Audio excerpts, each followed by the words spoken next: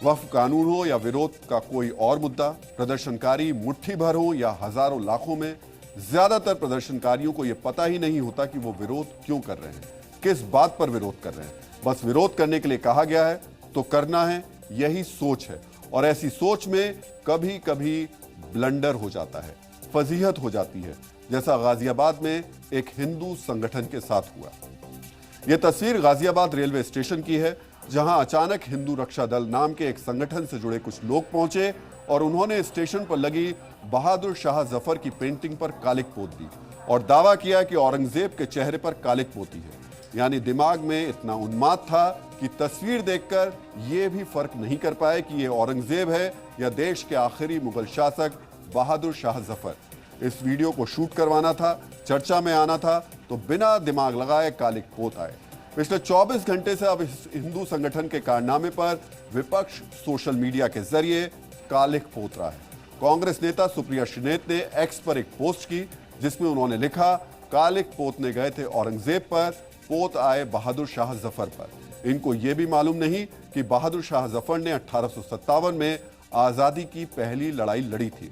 सुप्रिया श्रीनेत की इस पोस्ट ने एक बार इस बहस को हवा दे दी जो सालों से चली आ रही है। हम आपके लिए आज देश की आजादी में बहादुर शाह जफर के योगदान का डीएनए टेस्ट करेंगे, लेकिन उससे पहले देखिए जब जी न्यूज की टीम ने जफर पर कालिक पोतने वाले हिंदू रक्षा दल से जुड़े लोगों से पूछा, जब विरोध औरंगजेब का है तो बहादुर शाह जफर की तस्वीर क्यों काली की, तो जवाब क्या मिला आप भी सुनिए, क्योंकि इसे सुनकर आपको इनकी दिमागी समझ का अंदाजा हो जाएगा।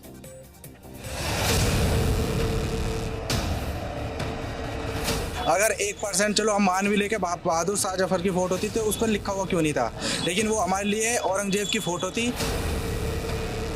मैंने मान भी लिया वो बहादुर शाह जफर की फोटो थी, तो बहादुर शाह जफर भी कोई बढ़िया व्यक्ति थोड़ी था, वो भी इस देश के लिए घातक था और अंग्रेजों का मुखबर था। वो अधिकारी जो है लिपापोती उसमें कर रहे हैं। हम 1% मान के भी चले कि वो बहादुर शाह जफर की अगर वो पेंटिंग थी, तो आप ये बताइए क्या बहादुर शाह जफर ने इस देश के लिए क्या किया था। महाराणा प्रताप का सम्मान चाहते हैं, इनकी पेंटिंग आधी अधूरी छोड़ दी और उसकी इतनी अच्छी पेंटिंग बना रखी थी, उसका हिंदू रक्षा दल ने कालिक पोतने का काम किया है और आगे भी ऐसा कार्य करते रहेंगे। रेलवे वाले अपने आप को बीच बचाव करने का काम कर रहे हैं और ये बता रहे कि वो बहादुर शाह जफर थे, वो नहीं थे, वो औरंगजेब ही थे।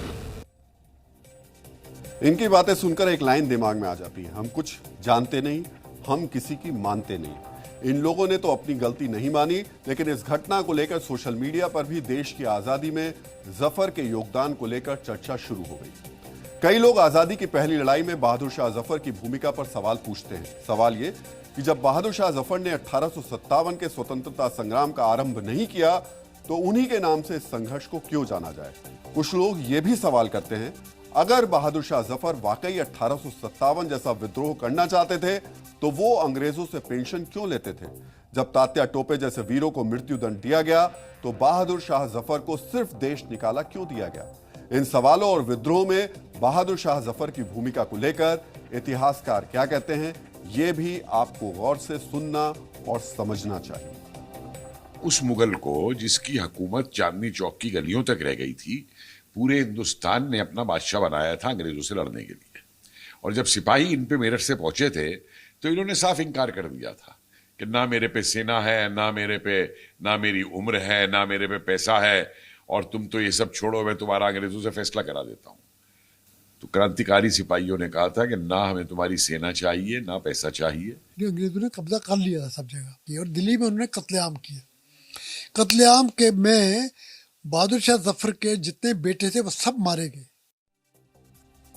तो बहादुर शाह जफर और 1857 के विद्रोह को लेकर इतिहास से जुड़े मत अलग अलग हो सकते हैं, लेकिन गाजियाबाद रेलवे स्टेशन पर जो हुआ उसको लेकर यह कहने में दो राय नहीं हो सकती। जब उन्माद या विरोध में अति हो जाती है तो फिर सही और गलत में फर्क नहीं हो पाता। लेकिन देश के महापुरुषों और शूरवीरों को लेकर हमें कोई फर्क नहीं रखना चाहिए। सिर्फ ये सोचना चाहिए कि महापुरुष किसी जाति और धर्म के बंधन में नहीं बंधे होते, लेकिन अगर उन्हें भी जाति से जोड़ा जाने लगे, चंद वोट के लिए जाति की राजनीति में घसीटा जाने लगे, तो ये किसी समाज के लिए, राष्ट्र के लिए शुभ संकेत नहीं है।